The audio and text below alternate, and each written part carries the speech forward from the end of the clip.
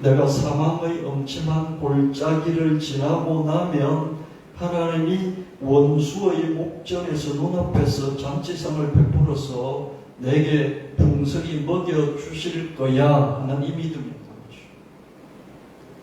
내가 사망의 엄침한 골짜기가 너무 힘들고 고됐는데 그러나 이것을 통과하고 나면 꼭 우리 주인 주님께서 내게 배불리 먹여주셨어 하는 이 에베네셀의 기념탑이 있는 사람은 어떻습니까? 다음번에 다른 엄침한 골짜기를 지날 때라도 어떻습니까? 요거 끝 지점에 끝나고 나면 또 나를 위한 잔치상이 준비되어 있겠지 하는 그 믿음을 가질 수 있는 거죠.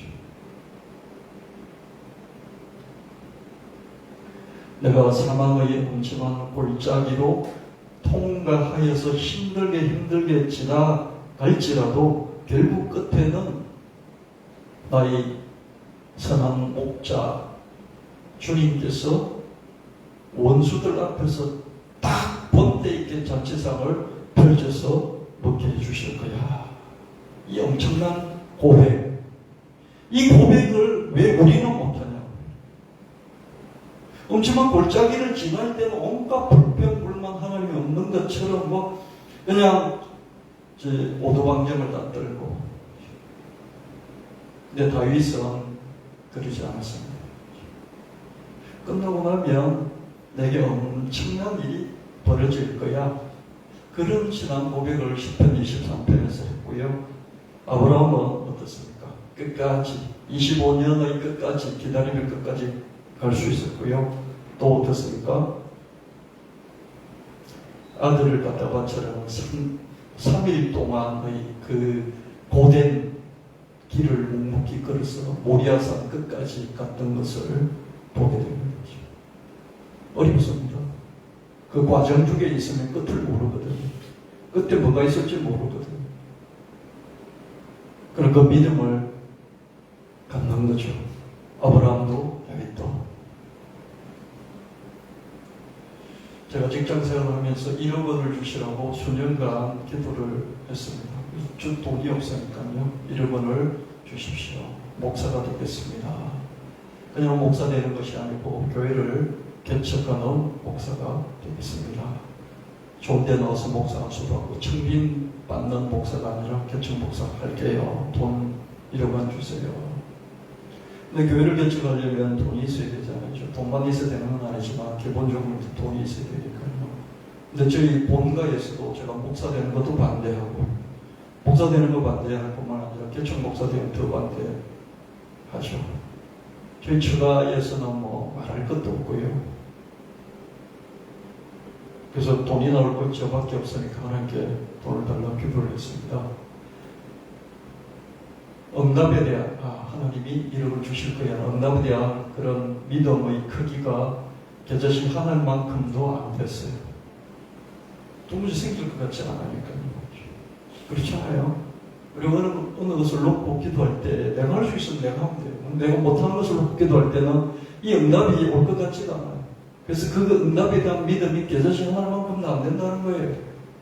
그래도 믿음이 전혀 없지는 않았으니까 그걸 붙잡고 1%를 붙잡고 계속해서 기도를 멈추지 않았고요.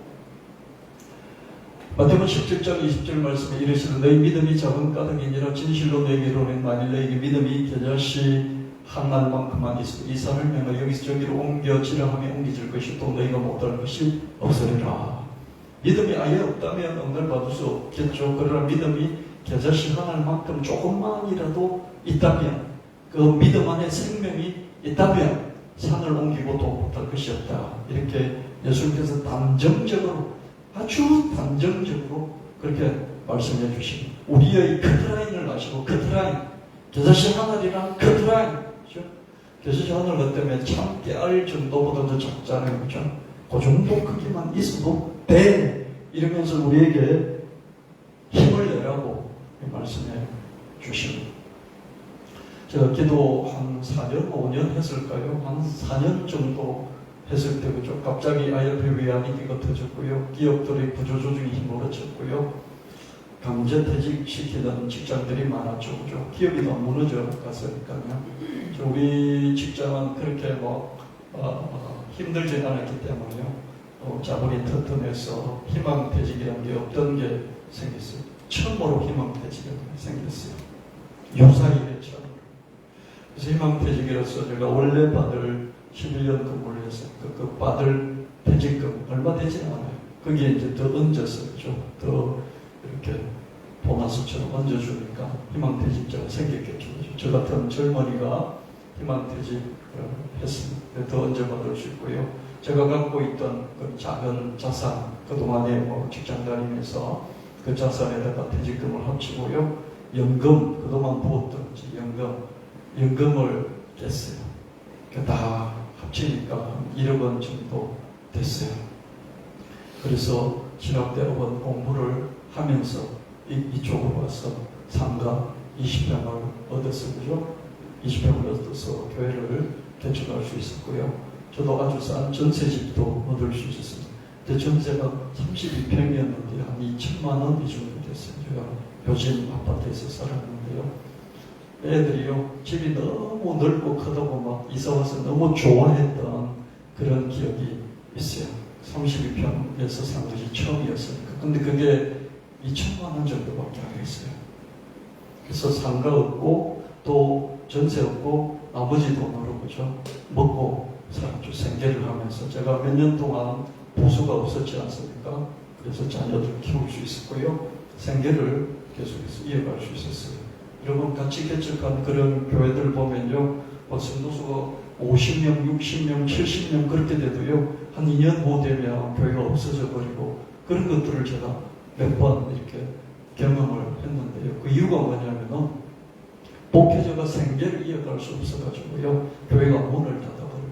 성도들 숫자가 50명, 60명 돼도 그냥 한 2년, 3년 후에 보면 교회가 없어져 있어요.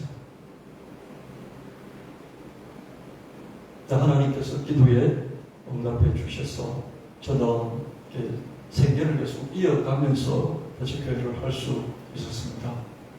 하나님이 여기까지 도와주셨다. 이런 에베네셀의 기념비를 잃지 않고 계속 간직한다면 저도 이걸 덜추낸 거예요. 나의 에베네셀 기념비가 뭘까? 그러면 앞으로도 또 하나님이 준비해 주실 것이다. 이런 여호와 이레의 믿음이 생길 수 있습니다. 요즘 저와 여러분의 기도 제목, 우리 교회 기도 제목은 예수님의 최후 승리, 예수님의 최후 심판, 최종 승리, 여기에 초점을 맞춘 테마 말씀 교회당을 세우는 것이죠. 그죠? 그래서 여러분이 개인 기도하시고, 그죠? 개인 기도하시고 꼭 교회를 위해서 하나님 테마 말씀 교회당을 세울 수 있게 해주세요. 그렇게 기도해 주시길 바랍니다. 그렇게 꼭 기도해 주셔야 돼요. 먼저 거의 나라고 거의를 뭐라 그러잖아요. 그래서 먼저 거의 나라고 거의 교회 기도 제목을 먼저 갖고 기도해 주시면 되죠. 제가 여러분에게 그렇게 강요는 안 하지만, 그죠? 제가 정말 이런 걸 가지고 강요하는 목회를 안 합니다. 근데 먼저 여러분이 해주시면 좋겠어요. 그리고 여러분들의 기도를 하십시오. 또 다른 사람들 위한 중보 기도도 하시고. 1순위가 뭐냐면 교회를 위한 공적인 기도 제목을 하는 거예요. 두 번째는 남들 위한 중보 기도고, 세 번째는 자기 자신을 위한 기도예요. 자기 자신과 가족을 위한 기도. 이 순서를 지키는 게 좋습니다. 그러면 하나님이 기도의 응답이 빠릅니다. 그래서 100억 원 정도 있어야 세울 수 있으니까 100억 원 정도 주시라. 여러분 어디서 100억 원이 나옵니까? 그렇죠? 이렇게 막 눈을 씻고 보면 이러면 되겠구나. 이렇게 뭔가 길이 보이지 않지 않습니까? 길이 없어요. 안 보여요. 그래도 기도하는 거예요. 1%의 겨자씨 하나를 믿음을 하는 거예요. 그렇게 기도합시다. 2030년까지 한 6년 남았네요. 그죠? 그렇게 기도합시다. 이전보다 더 어려운 기도 제목이지만 30년 전에 에베네셀의 기념비를 대세겜질을 하고 되돌아보고 대세겜질을 하고 또 겨자씨 하나의 믿음이라도 가지고 있다면 여호와 이레의 하나님이 끝내 응답해 주신다. 할렐루야. 아멘. 이게 캐나다에 있는 가장 작은 교회당이에요. 예배는 안 드려요. 이건 우리나라에 있는 충청북도 옥천에 있는 가장 작은 예배당, 1.5평짜리 교회당이에요. 예배는 안 드리는데 사람들이 관광하면서 꼭 들러서 기도하는 그런 곳이 되었죠. 이 근처에서 불이 났는데 그 불 속에서 예수님의 모습을 발견하고 그걸 기념하기 위해서 만든 거예요. 이거는 거제도 외도에 있는 산꼭대기에 있는 이거 한 1평, 한 2평 정도 되면 그런 교회당이 예배는 안 드려요. 여기서 어떤 사람이 자살을 했대요. 그래서 안 되겠구나. 그래서 여기다가 교회당을 세웠다. 그런 얘기가 있고요. 이거는 제주도에 있는 순례자리 교회인데요. 2.5평이에요. 여기도 예배는 안 돼요. 사람들이 오가다가 여기서 목마름 속에서 기도하고 그런 곳이죠. 그렇죠? 지금까지 한 150상 정도 여기서 결혼식 신앙을 회복하기도 하고요. 여기는 제주도에 있는 방주교회죠. 이게 배 앞머리가 꼽죠. 이게 물 위에서 배가 이렇게 방주 흘러가는 것 같잖아요. 이게 방주교회. 얘도 테마가 있죠. 그죠? 이거는 대구에 있는 거죠. 제1교회, 제2장로교회인데요. 이게 석조 건물이에요. 고딕식 석조 건물이죠. 이게 대한민국에서 가장 오래된 교회 중에 하나죠. 뭔가 이렇게 건물의 테마가 있죠. 그죠? 이거는 아산에 있는 공세리 성당, 천주교 성당이에요. 이건 순교자의 피가 흐르고 있어요. 백인박해죠. 개신교가 한국에 들어오기 전에요. 천주교부터 먼저 들어왔고요. 천주교가 신유박해, 백인박해, 1860년 그때 박해를 먼저 당하면서 많은 천주교인들이 목숨을 잃었죠. 개신교는 이걸 인정해 줘야 돼요. 먼저 천주교 들어왔고 그 천주교를 믿고 주님을 섬기다가 순교한 그 사람들의 순교를 가짜라고 하면 안 돼요. 인정해 줘야 돼요. 이런 순교자를 발굴해서 세운 성당이고요.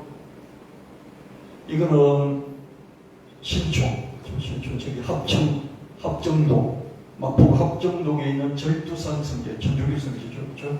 여기 보면 수많은 백인박해, 신주박해 때 목이 잘려나가 그런 사람들의 그 순교자들을 발굴해서 만든 그런 순교 성지입니다. 여기는 뭐냐면요. 이런 절두산 순교 성지도 합정동에 있고 거기서 조금 걸어가면 한 1km 정도 더 걸어가면요. 외국인 선교사 묘지가 있어요. 외국인 선교사 묘지. 그 묘지가 요 옆에 이렇게 쭉 펼쳐져 있는데 그 묘지를 관리하는 이게 십자가가 있죠. 그죠? 한국 기독교 100주년 기념교회가 있어요. 한국 기독교 100주년 때 그것을 기념하기 위해서 헌금을 모아서 세운 교회가 있는데 이 교회가 이 외국인 선교사 묘지까지 가요. 그래서 여러분 언제 기회가 되면 절두산 성지를 한번 방문해 보시고요. 그리고 이런 외국인 선교사 묘지도 한번 가보시고요. 그리고 여기 100주년 그 옆에 바로 붙어 있기 때문에 그거 한번 둘러보시고 그러면 좋겠습니다. 이 묘지 제가 여러분께 전에 한번 다 보여드렸잖아요. 그게 이화여대를 세운 아펜젤러 선교사 무덤이 있고요. 연세대학을 세운 언더우드 선교사의 무덤이 있고요. 그리고 연세대 의대 세버런스 배우를 세운 에비송이라는 그런 선교사 묘지를 비롯해서 500인의 외국인 묘지가 있습니다. 뭔가 테마가 있죠, 그죠? 이거는 당진에 있는 솔매 성지예요. 이건 김대건 신부를 비롯해서 여러 순교자들, 천주교 순교자들, 백인박해 1860년 전국적으로 특히 이 충청도 지역에 있는 많은 순교자들이 있습니다.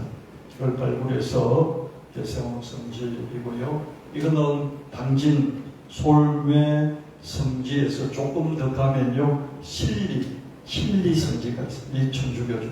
이게 넓은 이런 잔디밭이 있는데, 그죠? 여기 이렇게 쭉 순교자들의 그런 길이는 그런, 이 건축물들이 자그맣게 다 들어서 있습니다. 이거 한번 보여드릴 것 같은데, 다음에 기회가 있으면 또 한번 제가 찍은 사진들을 또 보여드리도록 하겠습니다. 여기는 성산포, 제주 성산포에 있는 성산포 성당이 이쪽에 있고요. 그걸 여기도 예수님의 십자가 길을 14처 그렇게 해서 이렇게 만들어 놓은, 여러분 천주교는 어디를 가든지요, 성지는 예수님의 십자가 길 14처 14곳이 있어서 이렇게 쭉 돌면서 거기서 경건의 시간을 갖게 만드는 그런 것들이 다 있습니다. 대신경은 이런 게 없죠, 그죠? 여기가 성산 일출봉, 성산 일출봉을 바라보면서 어떻습니까? 요렇게 세운 거죠. 여기에는 얽혀있는 스토리가 뭐냐면, 자기 아들을 군대에서 잃은 어머니가 자기 아들을 기리기 위해서 이 예수님의 이 십자가 길을 성산포 성당을 이렇게 헌납을 했다는 그런 기록이 있고요. 이거는 제주도에 있는 삼일체 성당의 한 부분, 예수님의 십자가 길 14처 중에 하나를 이렇게 보여드렸고요. 아마 다 보여드렸을 것이고요. 다음에 또 기회가 있으면 보여드리도록 하겠습니다. 이거는 남양에 있는 거죠. 여기서 가까운 남양에 있는 성모 성지인데요. 여기도 신유밖에 백인밖에 때 한 8,000명 정도 순교를 당했거든요. 그런 순교자들을 발굴해서 모시고 있는 그런 곳입니다. 우리가 이렇게 테마 있는 교회들을 살펴보면서 우리는 어떻게 테마 있는 교회를 만들 수 있을까? 예수님이 맨날 십자가에 매달린 예수님이 아니라 백마를 타고 승리자로 오시는 예수님, 용의 머리를, 사탄의 머리를 짓밟으시고 승리하시는 예수님, 이 용을 말씀의 칼로 이렇게 다 파괴하는 그런 예수님, 이 십자가이면서 십자가 칼, 단순한 십자가가 치욕의 십자가가 아니라 하늘에서 내려오서 유일한 칼로 이 세상의 모든 칼들을 이기고 승리를 거두시는 십자가 칼. 그래서 교회를 지어도 예수님의 십자가가 그 단순한 십자가가 아니라 예수님의 입에서 나오는 말씀의 칼을 형상한 이런 교회를 한번 형상하면 어떨까? 예수님은 단순한 십자가에 매달린 예수님을 넘어서 우주만물, 천지를 통치하시는 그런 예수님. 이런 테마를 가진 테마 말씀 예배당을 세우기를 원한다.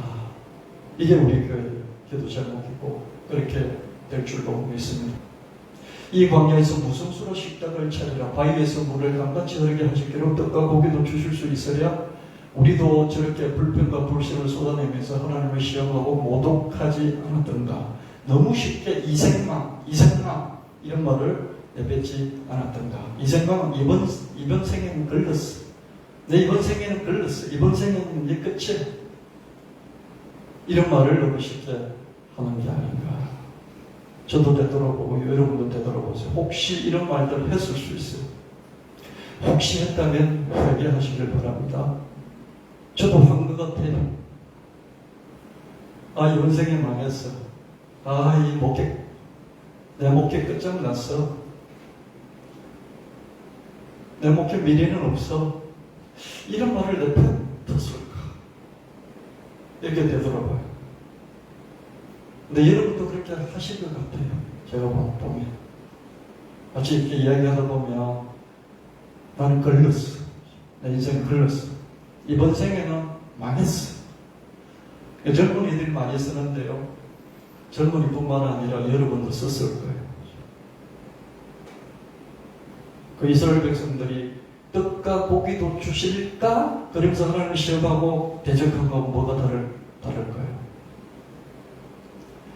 여기까지 도와주셨다. 이런 에베네셀의 기념비를 우리가 되찾아야 하겠습니다. 함부로 찌꺼렸던 그런 것들을 우리가 회개하고요. 여기까지 도와주셨다는 내 인생의 에베네셀의 기념비를 찾아내고요. 그리고 또 앞으로도 또 준비해 주실 것이라는 여호와 일의 믿음을 갖고요. 제 자신 하늘만큼이라도 믿음을 갖고 우리가 기도하게 되시기를 예수님 이름 축원합니다.